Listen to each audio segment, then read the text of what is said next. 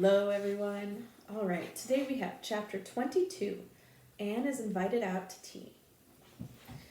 And what are your eyes popping out of your head about now? Asked Marilla when Anne had just come in from a run to the post office. Have you discovered another kindred spirit? Excitement hung around Anne like a garment, shone in her eyes, kindled in every feature. She had come dancing up the lane like a wind-blown sprite, through the mellow sunshine and lazy shadows of the August evening. No, Marilla, but oh, what do you think? I am invited to tea at the manse tomorrow afternoon. Mrs. Allan left the letter for me at the post office. Just look at it, Marilla. Miss Anne Shirley, Green Gables. That is the first time I was ever called Miss. Such a thrill as it gave me. I shall cherish it forever among my choicest treasures. Mrs. Allan told me she meant to have all the members of her Sunday school class to tea in turn, said Marilla, regarding the wonderful event very coolly. You needn't get in such a fever over it. Do learn to take things calmly, child. For Anne to take things calmly would have been to change her nature. All spirit and fire and dew as she was, the pleasures and pains of life came to her with trebled intensity. Marilla felt this and was vaguely troubled over it, realizing that the ups and downs of existence would probably bear hardly on this impulsive soul, and not sufficiently understanding that the equally great capacity for delight might more than compensate. Therefore, Marilla conceived it to be her duty to drill Anne into a tranquil uniformity of disposition as impossible and alien to her as to a dancing sunbeam in one of the brook shallows. She did not make much headway, as she sorrowfully admitted to herself. The downfall of some dear hope or plan plunged Anne into deeps of affliction. The fulfillment thereof exalted her to dizzy realms of delight. Marilla had almost begun to despair of ever fashioning this waif of the world into her model little girl of demure manners and prim deportment. Neither would she have believed that she really liked Anne much better as she was. Anne went to bed that night, speechless with misery because Matthew had said the wind was round northeast and he feared it would be a rainy day tomorrow. The rustle of the poplar leaves about the house worried her. It sounded so like pattering raindrops, and the dull, faraway roar of the Gulf, to which she listened delightedly at other times, loving its strange, sonorous, haunting rhythm, now seemed like a prophecy of storm and disaster to a small maiden who particularly wanted a fine day. Anne thought that the morning would never come. But all things have an end, even nights before the day on which you are invited to take tea at the manse. The morning, in spite of Matthew's predictions, was fine, and Anne's spirits soared to their highest. Oh, Marilla, there is something in me today that just makes me love everybody I see, she exclaimed as she washed the breakfast dishes.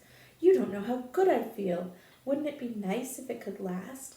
I believe I could be a model child if I were just invited out to tea every day.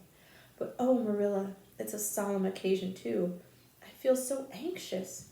What if I shouldn't behave properly?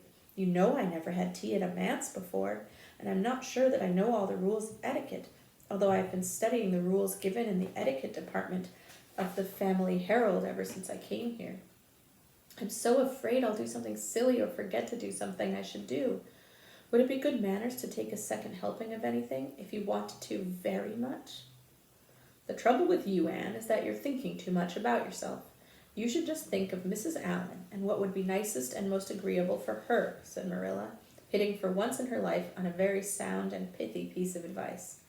Anne instantly realized this. You are right, Marilla. I'll try not to think about myself at all. Anne evidently got through her visit without any serious breach of etiquette, for she came home through the twilight under a great high-sprung sky gloried over with trails of saffron and rosy cloud, in a beatified state of mind, and told Marilla all about it happily, sitting on the big red sandstone slab at the kitchen door with her tired curly head in Marilla's gingham lap. A cool wind was blowing down over the long harvest fields from the rims of furry western hills and whistling through the poplars. One clear star hung above the orchard, and the fireflies were flitting over in Lover's Lane, in and out among the ferns and rustling boughs.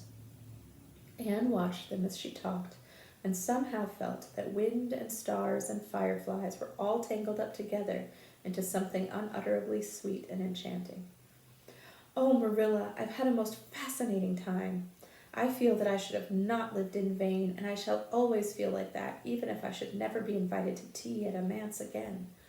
When I got there, Mrs. Allen met me at the door. She was dressed in the sweetest dress of pale pink organdy, with dozens of frills and elbow sleeves, and she looked just like a seraph. I really think I'd like to be a minister's wife when I grow up, Marilla.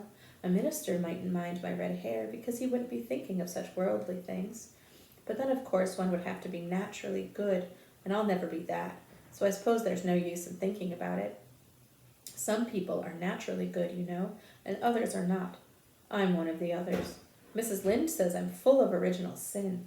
No matter how hard I try to be good, I can never make such a success of it as those who are naturally good. It's a good deal like geometry, I expect, but don't you think that trying so hard ought to count for something? Mrs. Allen is one of the naturally good people. I love her passionately. You know there are some people, like Matthew and Mrs. Allen, that you can love right off without any trouble. And there are others, like Mrs. Lynde, that you have to try very hard to love. You know you ought to love them because they know so much and are such active workers in the church, but you have to keep reminding yourself of it all the time or else you forget. There was another little girl at the manse to tea from the White Sands Sunday School. Her name was Loretta Bradley, and she was a very nice girl. Not exactly a kindred spirit, you know, but still very nice. We had an elegant tea, and I think I kept all the rules of etiquette pretty well. After tea, Mrs. Allen played and sang, and she got Loretta and me to sing too. Mrs. Allen says I have a good voice, and she says I must sing in the Sunday school choir after this. You can't think how I was thrilled at the mere thought. I've longed so to sing in the Sunday school choir, as Diana does, but I feared it was an honor I could never aspire to. Loretta had to go home early because there's a big concert in the White Sands Hotel tonight, and her sister is to recite at it. Loretta says that the Americans at the hotel give a concert every fortnight in aid of the Charlottetown Hospital, and they ask lots of the White Sands people to recite. Loretta said she expected to be asked herself someday. I just gazed at her in awe. After she had gone, Mrs. Allen and I had a heart-to-heart talk. I told her about everything, about Mrs. Thomas and the twins, and Katie Maurice and Violetta, and coming to Green Gables, and my troubles over geometry. And would you believe it, Marilla? Mrs. Allen told me she was a dunce at geometry, too. You don't know how that encouraged me. Mrs. Lynde came to the manse just before I left, and what do you think, Marilla? The trustees have hired a new teacher, and it's a lady. Her name is Miss Muriel Stacy. Isn't that a romantic name? Mrs. Lynde says they've never had a female teacher in Avonlea before, and she thinks it's a dangerous innovation. But I think it will be splendid to have a lady teacher, and I really don't see how I'm going to live through the 2 weeks before school begins. I'm so impatient to see her. And that is actually the end of chapter 22. So we shall see tomorrow for chapter 23. Bye.